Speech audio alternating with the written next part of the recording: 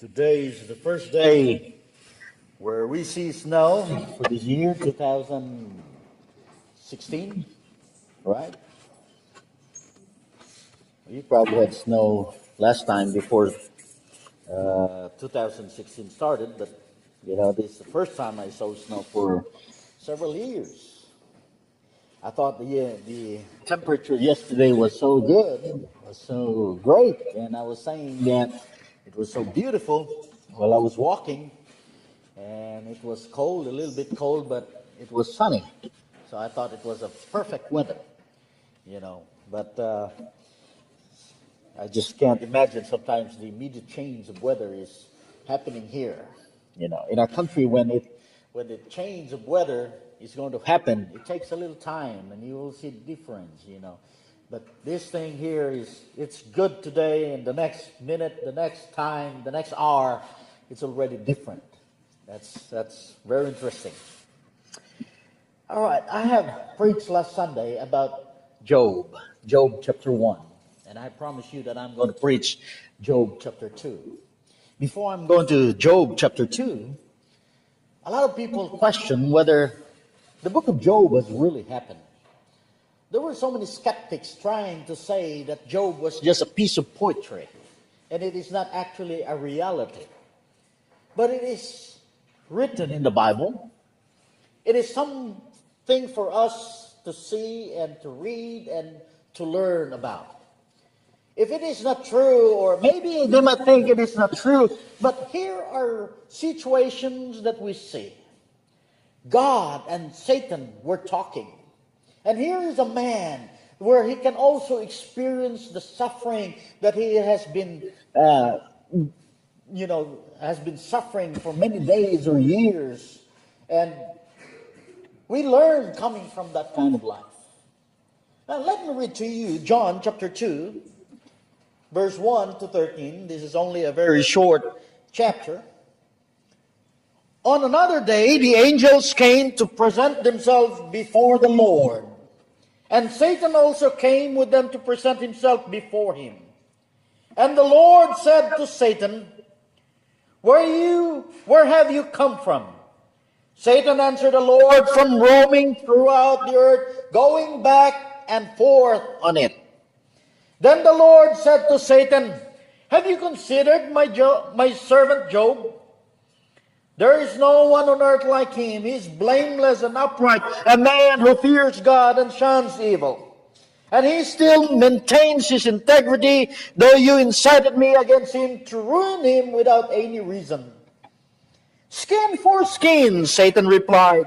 A man will give all he has for his own life. But now stretch out your hand and strike his flesh and bones, and he will surely curse you to your face. The Lord said to Satan, Very well, then he is in your hands, but you must spare his life. So Satan went out from the presence of the Lord and afflicted Job with painful sores from the soles of his feet to the crown of his head. Then Job took a piece of broken pottery and scraped himself with it as he sat among the ashes. His wife said to him, Are you still maintaining your integrity? Curse God and die. He replied, You are talking like a foolish woman. Shall we accept good from God and not trouble? In all this, Job did not sin in what he said. When Job's three friends, Eliphaz and the Temanite, Bildad the Shuhite, and Zophar the Naamathite, heard about all the troubles that had come upon him, they set out from their homes and met together by agreement to go and sympathize with him and comfort him.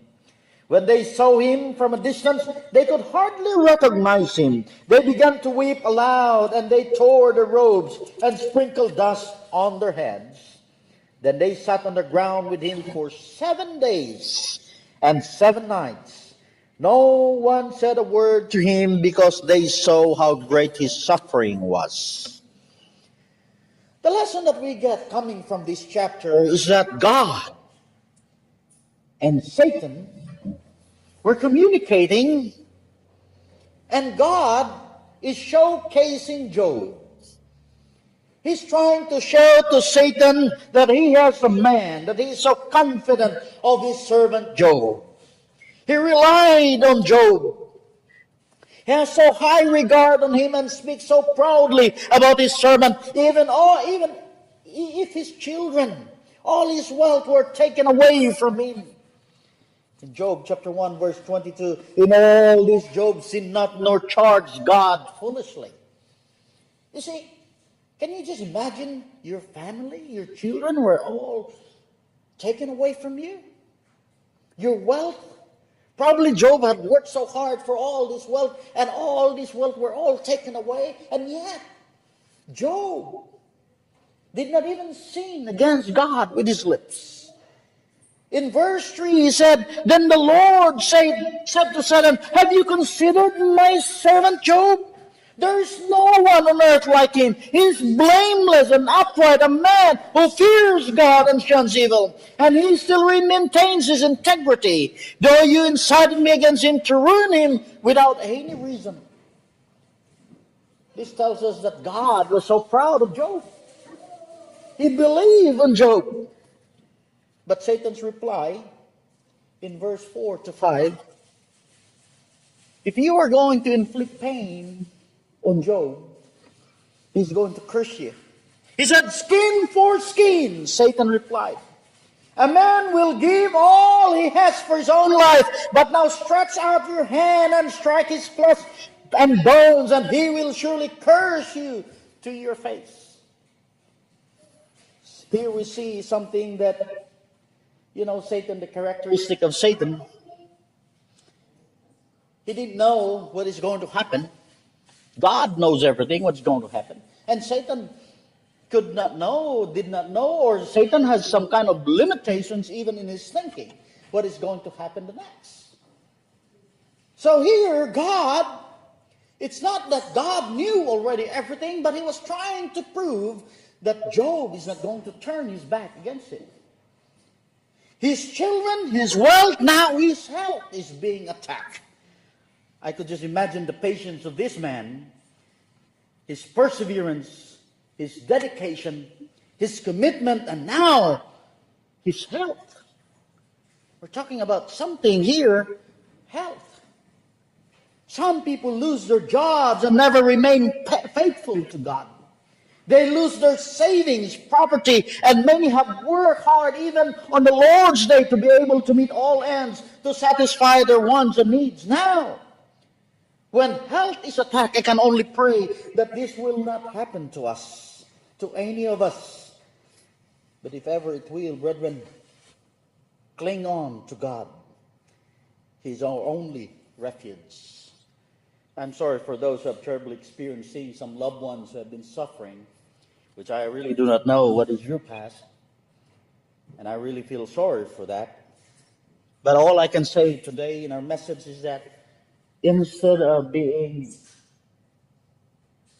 hateful because of the pain, instead of questioning God, why don't we just cling on to God?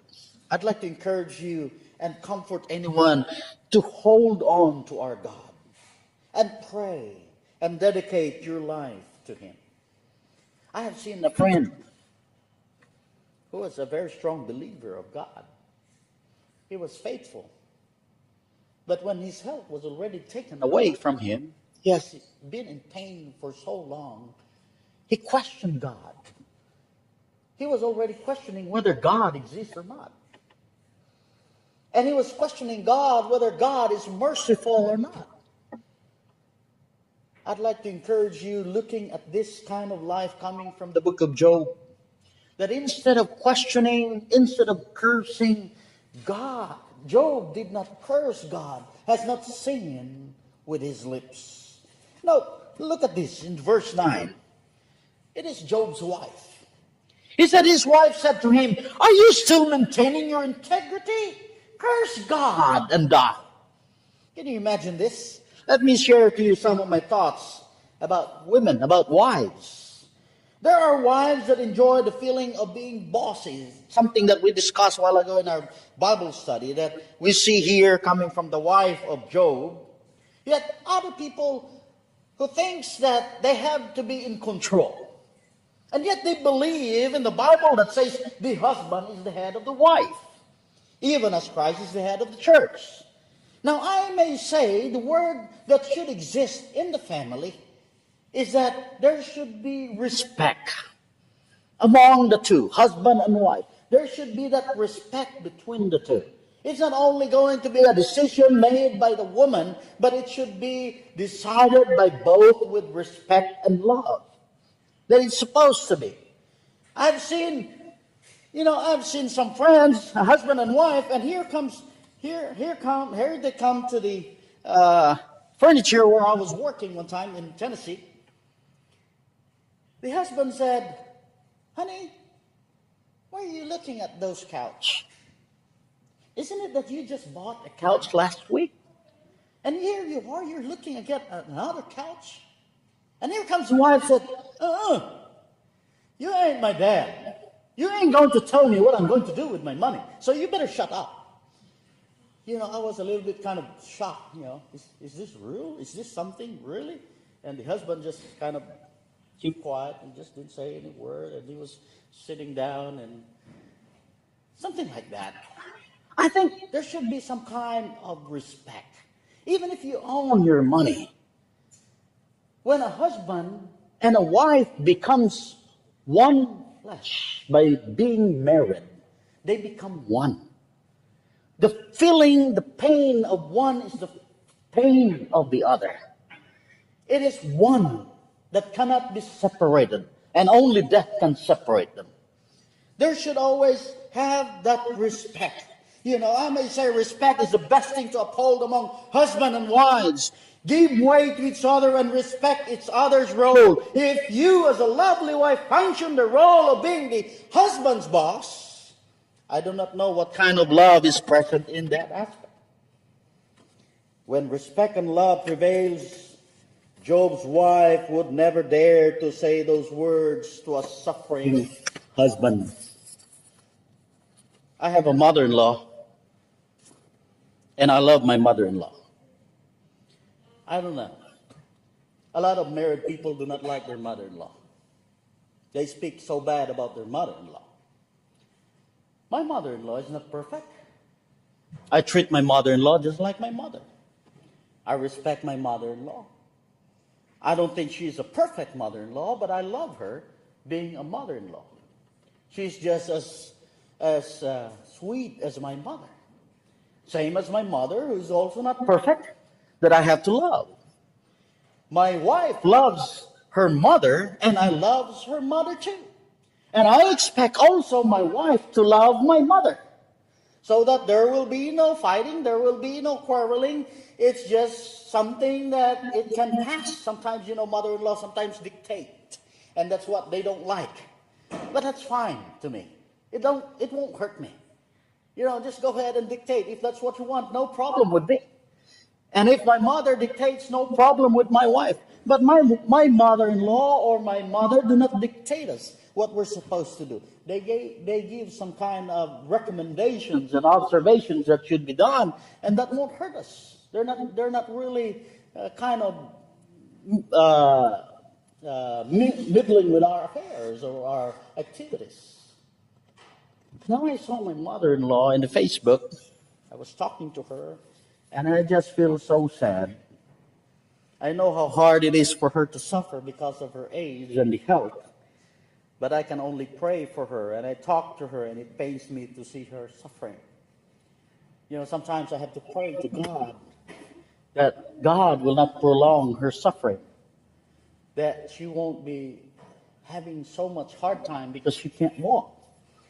She used to walk, and that was about over 10 years ago. She was paralyzed, and the doctor said, "She can't walk anymore, David." And I looked for a physical therapist to treat her. We went to the doctor to treat her and give her all the medications that she needed. And then I went to a physical therapist, and I hired 2 physical therapists to take care of her. So she was attended by the first physical therapist in the morning and the second physical therapist in the afternoon. And you know what happened? I'm not saying it's a miracle, but everything was going well, and she was able to walk after 6 months. And I paid for all these physical therapists to take care of my mother-in-law because I think she's so special to me. Seeing her to be able to walk made me so happy, made my wife so happy, made my entire family so happy that after that she was able to walk, we held some kind of a feast in our family. And because of my gratefulness and happiness that this physical therapist was able to help my mother-in-law, I gave her a piece of land that I have. You know, I went to the house of this physical therapist. He has a very small land. And I said, I'm going to give you a land. Why? Why are you going to give me a land, David? I said, I'm going to give you a land because I'm just so grateful to you that you're able to help my mother-in-law. That's supposed to be. It should be this way. But here we see that the woman, the wife of Job, I don't know if there's love to this because she's supposed to comfort Job. So Job said in verse 10, you are talking like a foolish woman. Shall we accept good from God and not trouble? In all this, Job did not sin in what he said. Just imagine this. Job will not trade his God for his wife. Can you imagine that? God is the most important thing in the life of Job. Just like when I was about to marry my wife, I said, I want to marry you. I love you. But I love my God first. You see? I love my God first. And I want to marry a woman that will help me go to heaven. I don't want to have a partner in my life that will pull me out from heaven. I want a partner in my life that will bring me to heaven, that we can go together in heaven. And here is something that we see, a different thing that we see coming from the life of Job. Job loves God so much. And he said to his wife, you are talking like a foolish woman. The next verse we'll find out is that he has 3 friends. We have all friends in our lives. Same as Job, Eliphaz, Bildad, and so forth. These friends felt the pain. They cannot recognize their friend Job and they cried aloud. Can you imagine that? Verse 12, when they saw him from a distance, they could hardly recognize him. They began to weep aloud. And they tore their robes and sprinkled dust on their heads. Then they sat on the ground with him for 7 days and 7 nights. No one said a word to him because they saw how great his suffering was. You know, we have friends, and we don't really know if they're real friends. I think a friend is a friend that really feel your pain. I have friends, and they have not even protected me. I have friends that people are trying to hurt me or destroy me behind me and will not even defend me, will not even speak for me. So I think they're not my real friends. Oh yeah, they're my casual friends, but they're not real friends. Sometimes I think that they're my real friends, but they're not even feeling my pain. Those are the things that I saw. And here, you know, brethren, it's so hard to find a friend. A lot of our friends are just friends, or mere friends, but behind that or after that, beyond that, no more. And they don't care. Eliphaz, Bildad, and Zophar were real friends. They cried. Just imagine that. 7 days and 7 nights. They were not talking. They were probably crying. They were sympathizing with the feelings of Job, that he was hurting. He was in pain with all the boils and sores that he's having. There are 3 things that I'd like to share to you for our conclusion, for us to see the suffering of Job. Number 1, Suffering prepares us to be better and holy children of God. Ephesians chapter 5 verse 26, that he might sanctify and cleanse it with the washing of water by the word, that he might present it to himself a glorious church, not having spot or wrinkle or any such thing, that it should be holy and without blemish. When we become Christians, when we become followers of Christ, we are cleansed. When we submit ourselves to obedience, we're being baptized into Christ. Romans chapter 6 verse 4, we walk in the newness of life. We become a new creature. That's how we are when we people wanted to obey our Lord. We become cleansed. We become born again. And all the sins are washed away. So suffering prepares us to be better and holy children of God. Number 2, suffering allows us to minister comfort to those who suffer. There is suffering, and there are things that we can do to be able to help, to comfort those who are suffering. 2 Corinthians chapter 1 verse 4, who comforted us in all our tribulation, that we may be able to comfort them which are in any trouble, by the comfort wherewith we ourselves are comforted of God. Suffering allows us to minister comfort to those who suffer. Lastly, suffering develops humble dependence on God. Instead of fighting it out, instead of looking for so many answers, instead of blaming and hating and many other things that we say coming from our minds, why don't we just be humble and depend on God? We need prayers. We need always to pray and cling on to our God. 2 Corinthians chapter 1 verse 9, but we had the sentence of death in ourselves, that we should not trust in ourselves, but in God, which raiseth the dead. I hope in our lesson today we see a life that is written for us to emulate, to follow. His life wasn't so easy. His life was not really just a mere pain. It was so much pain. It started from all his children, from all his properties, and now his health is being attacked. And yet, he has never sinned against God.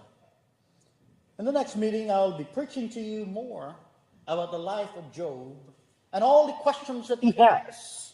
And probably it will all end in our lessons on the book of Job, how Job was later rewarded with his life, with the suffering that he has, and how God became victorious over Satan, showcasing the life of Job. This is our message this morning.